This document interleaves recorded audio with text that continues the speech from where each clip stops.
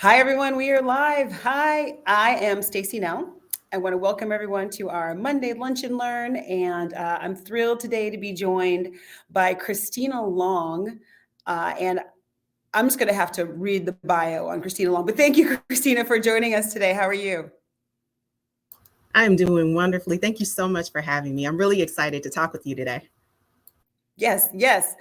Christina, I'm just going to read the bio because it's awesome. Christina Long is an entrepreneur and community builder who's passionate about diversity, inclusion, and economic development through entrepreneurship. Long is a Wichita native, a Wichita State University graduate, and owner of CML Collective, LLC, a graphic design and communication services firm.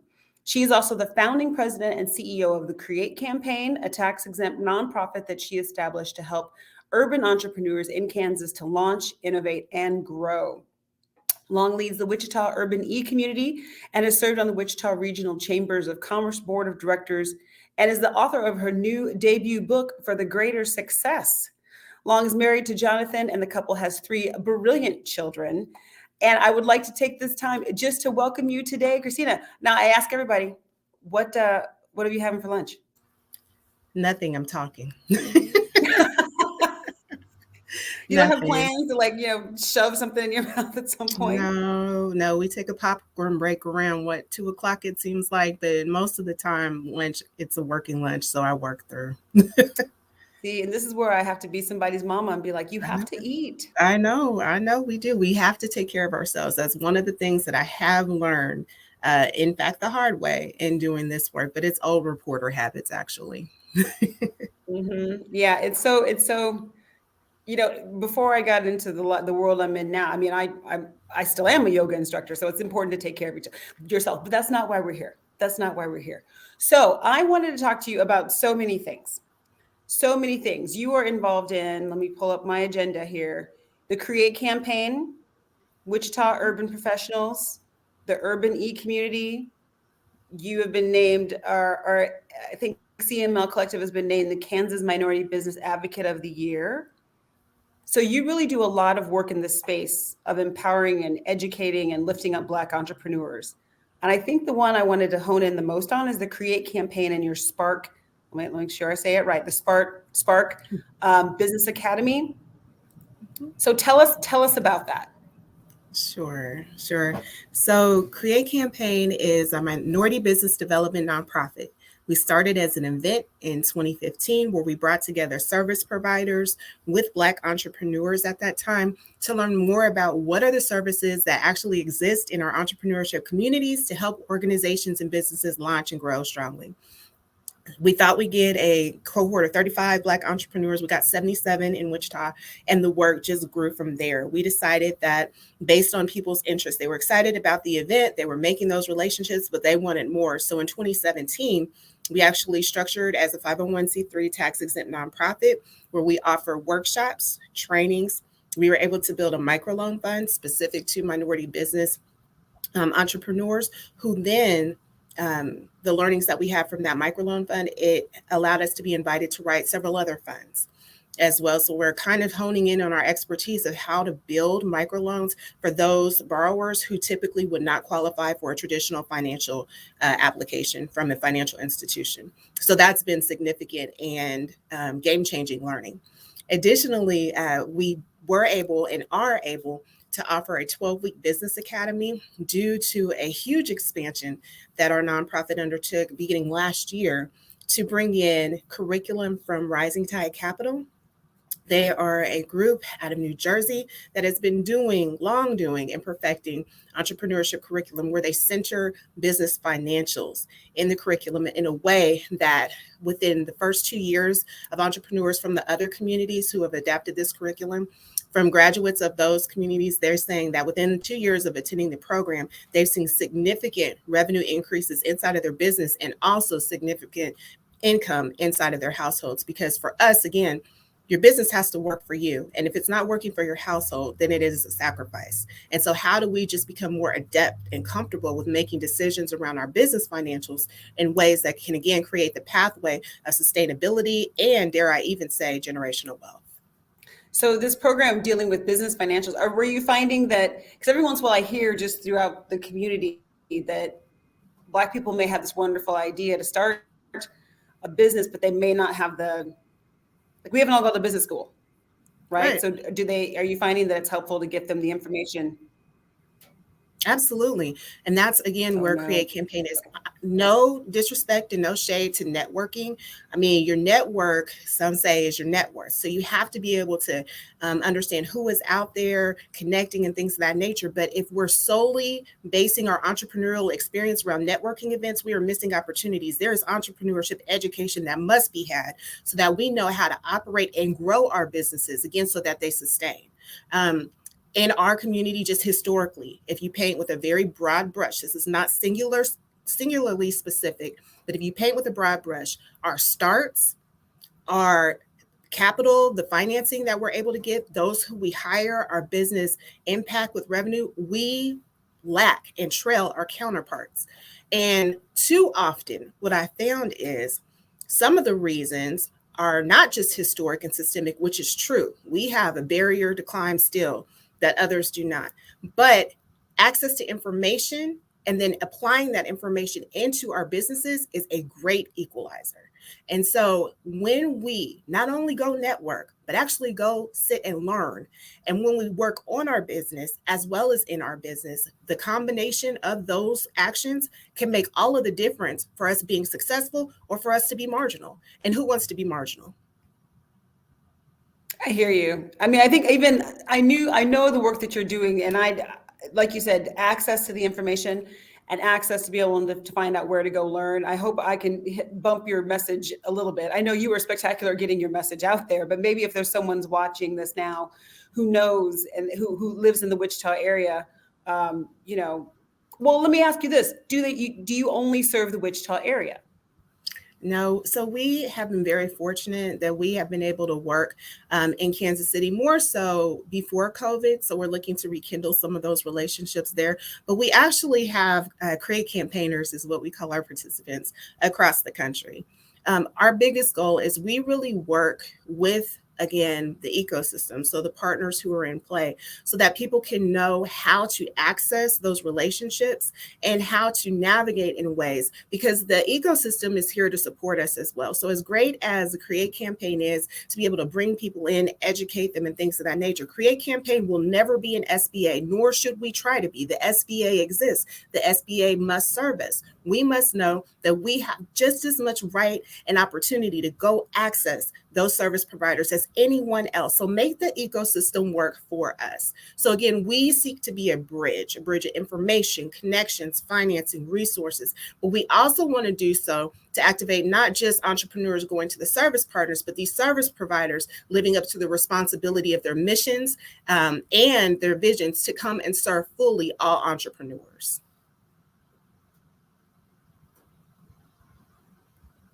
That's fantastic. That's fantastic. So can you walk us through, like, I know you said you had 75 people who went through the program. You thought you're going to get 35, you had 75. Or is that right? 77. So what close. can you give us okay.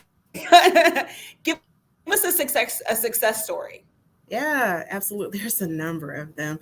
So one of those individuals early in her business development journey, her name is Jennifer McDonald. She's been covered many times about the different legs of her journey. But when she was just early in her business, Jennifer is a wine enthusiast.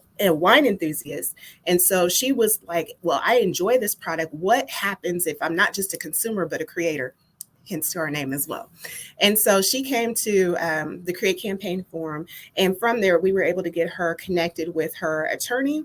We were able to get her connected with some of the business bankers who she does business with, and really put that team around her company at its early stages. We were even able to help introduce her to one of her very first investors.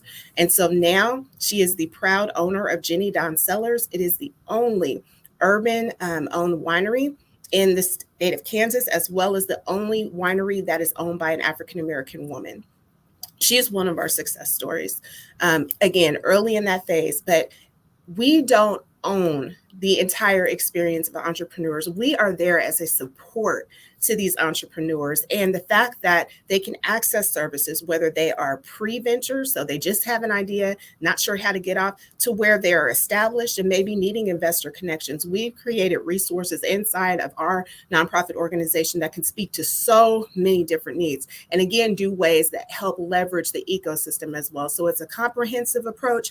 It is an approach where we are seen as mostly complementary to other organizations and not competitive to other organizations, because again, there's that saying, a rising tide lifts all boats. Our economies are only going to be their strongest when we have more full participation from all entrepreneurs, not just a select few who happen to have access or resources or connections. It's all entrepreneurs, and that includes us as well. Awesome. Awesome. So I know that you're on the Wichita e-community board. Loan or e-community loan Yes, board. absolutely. Can you explain to those Yes, of us so who are not entrepreneurs and in this world, what does that mean? What does that, can you define that? Absolutely. So again, I continue to go back and talk about who's in the entrepreneurship community, or in our jargon, the ecosystem. Network Kansas is a statewide organization that provides resources, support, information, and also capital to entrepreneurs across the state. In doing so, they have created what are called entrepreneurship community partners, or e-communities. These e-communities are made up of local representation. So think your economic development directors, entrepreneurs, entrepreneurship support organizations, and those who just champion entrepreneurship within a given county or city in the state of Kansas. Right now, as of 2022, there are 69 e-communities, of which I serve on one. I lead the Wichita Urban E-Community, where we represent the distressed areas of the Wichita area. And so what we do is several of Network Kansas's loan products that they have, remember I said that they provide capital, several of those products require that people receive a match from a financial institution, or even maybe a community-based loan program like a Create Capital Fund. And those asks get routed to the e-community, so we can make decisions on their applications or their inquiries to provide matching funds to meet that already approved application. And so we've been able to approve so many different products, but in doing so as well with the e-community, we've also recognized that there's a gap. If you can't qualify for match, then you're not going to be able to qualify for some of those programs, at least those that were on when I first started with the e-community. Well, since then, we've been able to create some no matching loan opportunities, which has broadened the toolbox of capital products for deserving entrepreneurs. Tell us about those. I mean, I know because you and I have had several conversations. About the loans, and that might potentially be a hurdle. So what are some of the no match opportunities? So one of them arose out of COVID, and that was called Restart Kansas, where there were several corporations, so financial institutions to be exact, who were seeing what was happening at the state level of funding being dispersed to entrepreneurs, but wanted to do even more to make sure that in this particular instance, entrepreneurs in Sedgwick County had more access to, again, no match type of loan products. And so they contributed to a fund that became Restart Kansas. And there wasn't a lot of money. So we're not talking about $1 million+ fund. These were a few $100,000, and they needed to move quickly. Network Kansas set up the infrastructure through the Wichita Urban E-Community, where we were able to swiftly approve 10 loans within a period of 3 weeks, of which 6 of those were African-American owned companies. That had not happened previously at that degree and that pace because of some of the challenges sometimes with the matching programs. Even though there is diversity within the matching portfolio, with Restart, that allowed it to be very clear. If you broaden the criteria, still perform responsible underwriting, which means analysis of the applicant, being able to answer the question, do they have the ability to repay? Do they have the ability to repay? Then what happens when we can get a little bit more innovative, because contributors to these funds want to see money move? What happens if we make it available? And the ecosystem answered. For Restart, it happened to be African-American entrepreneurs who jumped on that opportunity immediately. And that led the learning to another no match program that now exists. It's called Empower Loan Fund. And Empower is still in its pilot phase. It does exist in Wichita. It exists in Dodge, Liberal, Wyandotte County, and Topeka has now onboarded as well.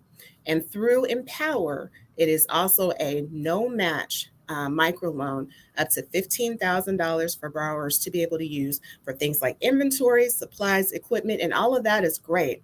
But what's interesting about Empower is two things. Number one, it's not just for profit businesses, nonprofits as well can apply.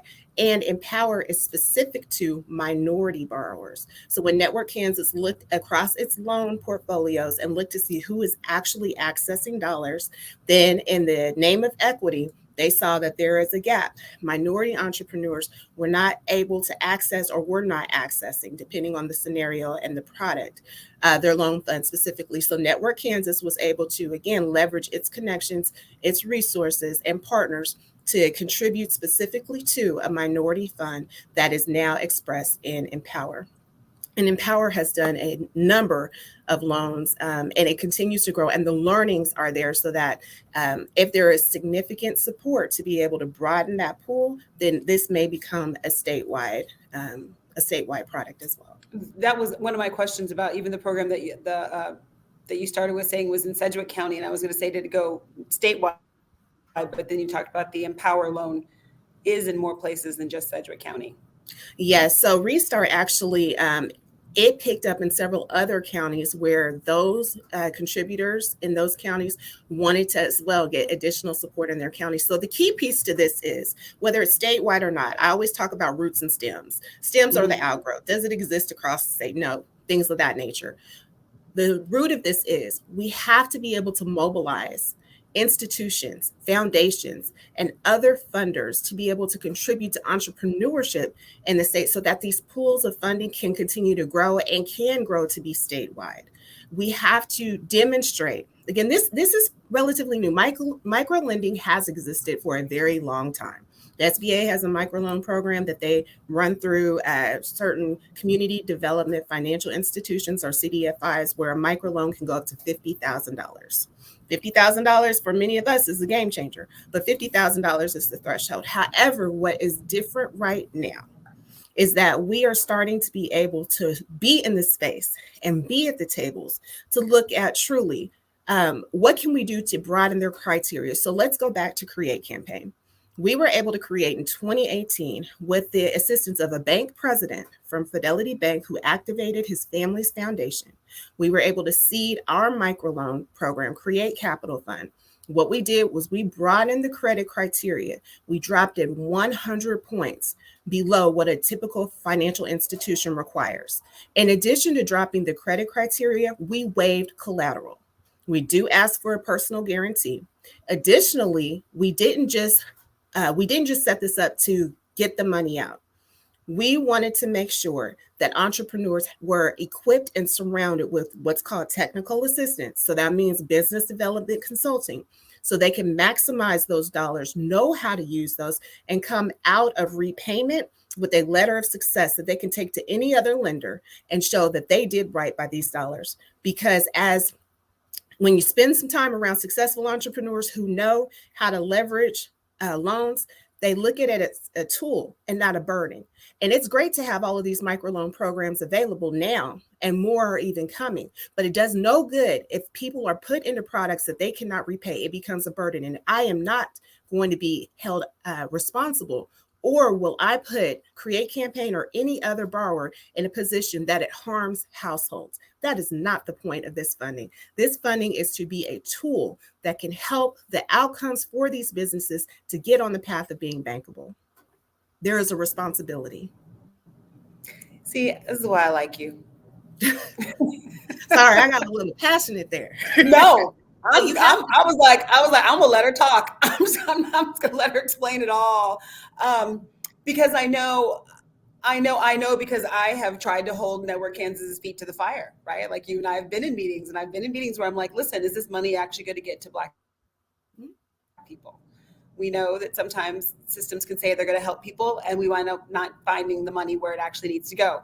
But one thing I have always said to anyone who's asked me about it, I have always said, Christina Long is involved in the situation, and she will make sure that our community is taken care of. And your Create Campaign and everything that you do with the Spark business. I'm just a fan. Any way I can help you out, any way I can help amplify your message. So to that point, what are you doing to get your message out to the entrepreneurial community in Sedgwick County, for example? I know, again, I kind of know you do some stuff, so go ahead and explain it. Absolutely. So I had mentioned going back at the top of this about lunchtime habits, popcorn breaks. So I used to be the cultural affairs reporter for the Wichita Eagle, and lunchtime we're on the go reporting. So again, this is where some of my eating cadence comes from. But in doing so, I was able to create a huge network of different contacts who those relationships are largely intact to this day. I'm talking about I had a relationship with the Eagle when I was in 8th grade. Internships, co-op, all of those things, those absolutely matter when we're talking about the talent pipeline, but I digress. So from 8th grade on through being a young adult reporting in Wichita, was able to cover things like Black contracting and things of that nature. And that just stuck with me as I continue to grow and evolve and finally enter into the entrepreneurship space. So having the knowledge of how to appropriately package a message for diverse audiences, that's already a gift. Career-wise, professionally. As an organization, though, one thing, and I will share, is that it used to be, again, as the founding president of this organization, used to be, oh, this is what Christina's doing. This is what Christina's doing. If we are talking about sustainability, it's not just something we say about entrepreneurs. It's about our organizations inside of the community. And I'll be specific, the Black community as well. We have to create the internal capacity to be there. So while people have known this as Christina's thing, we are now in the space where no, you got to know Create Campaign. Create Campaign is the organization, the institution, the accelerator that is doing this work. So that to that end, Stacey, we're really doing some reintroductions. People have long known what we do. They've begun to know why we do it, but now we are moving into storytelling around the impact. We have done a lot of work in these just 5 years since we structured as a nonprofit in 2017. And people need to know the impact stories. It's the impact stories of entrepreneurs like Jennifer, Mark, Nicole. We can continue to name them, and they need to know that. So we are actually amplifying our storytelling around the impact, not just what we do. I'm a fan. It's fantastic. I've dropped the Create Campaign link into the chat.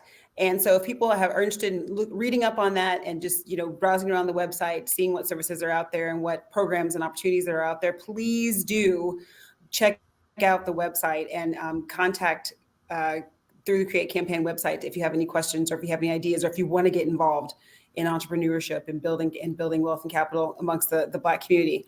I have to tell you, this is something that it's not my wheelhouse. I don't know tons about, but things keep coming my direction and I can see the need for it. So anything that I can do to help spread the word, I'm all in. In the weeks coming up, in fact, I've been trying to sort of gather people. I'm like, I know I hate to say it, you're kind of the benchmark. Like, well, who's the Christina Long in Wyandotte County? Who's the Christina Long in Topeka? Who's the Christina Long other places? And finding other people who are working in this space and working in building capital and wealth and, just in the Black community. So, come back and watch the next couple of weeks. We have a couple of people lined up to come talk about this. Are there any events coming up that you would like to promote? Is there anything happening that you would like to sort of throw out there that people should pay attention to? So you all can prepare for our annual report. It goes live. We're actually having on Friday an event in Wichita to tell, again, kickstarting that intentional emphasis on the impact that we were making.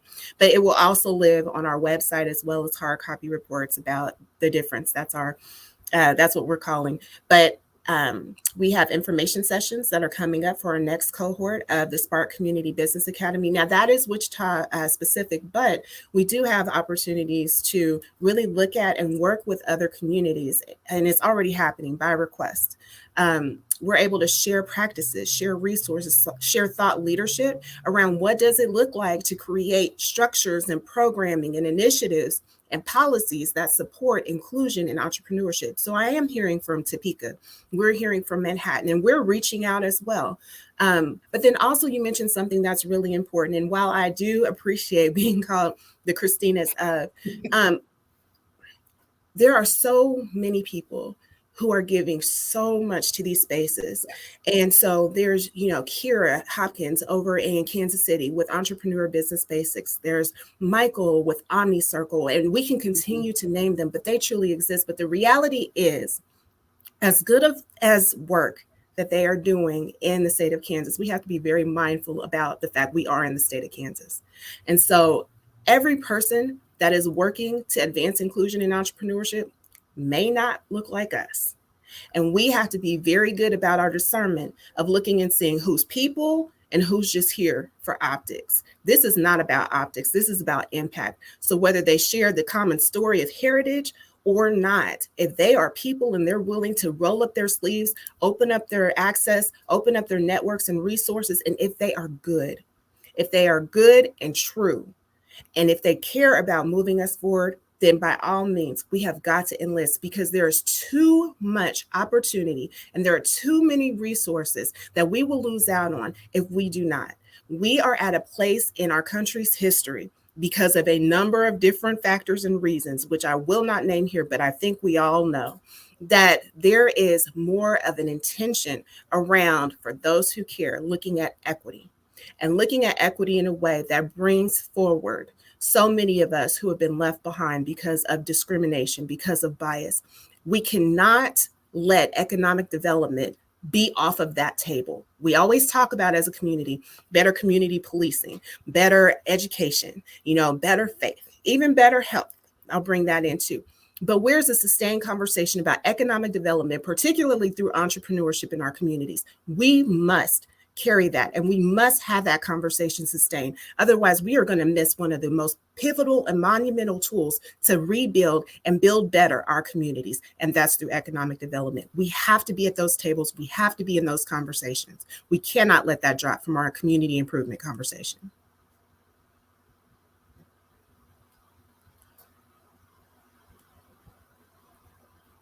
It was kind of jumbled on my end. Today was not my best technological day. I'm running off my phone's hotspot, and so I think next week we'll get it. I'm just going to have you come back on and we'll repeat everything all over again. I'm good with that. But we're running up on time. Thank you so much. I know half an hour goes quickly. Thank you so much, Christina, for taking time out of your day, taking time away from your working lunch. Or I guess this is part of your working lunch, to come and tell us about your programs. Well, we've got all the links will be dropped in, and I'll send them out the links afterward. So we'll make sure that everyone. Now, it's funny. I'm going to YouTube, and so now I think there's things I need to deal with on YouTube also.